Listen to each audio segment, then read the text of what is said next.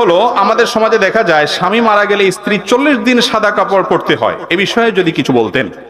দেখুন, স্বামী স্ত্রীর সম্পর্কটা আল্লাহ রাব্বুল কাছে এত প্রিয়, এত পছন্দনীয় যে কারোর মৃত্যুতে অন্যজনকে শোক পালন করা, সেই মৃত্যুতে তার প্রতি সমবেদনা প্রকাশ করার শিক্ষা ইসলাম আমাদেরকে দিয়েছে। এই জন্য কোন নারীর স্বামী যদি মৃত্যুবরণ করে, আল্লাহ রাব্বুল আলামিন কোরআন হাকিমে বলেছেন, ওয়াল্লাযীনা ইয়াতাওয়াফাউনা মিনকুম ওয়া ইয়াযারুনা আজওয়াজা, যারা তোমাদের মধ্য থেকে মৃত্যুবরণ করে এবং তাদের স্ত্রীদের রেখে যায়, তাদের কাজ হলো কি?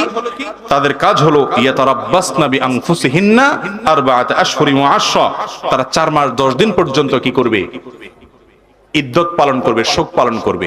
আর যাদের সন্তান গর্ভে আছে তারা গর্ভ খালাস হওয়া পর্যন্ত শোক পালন করবে।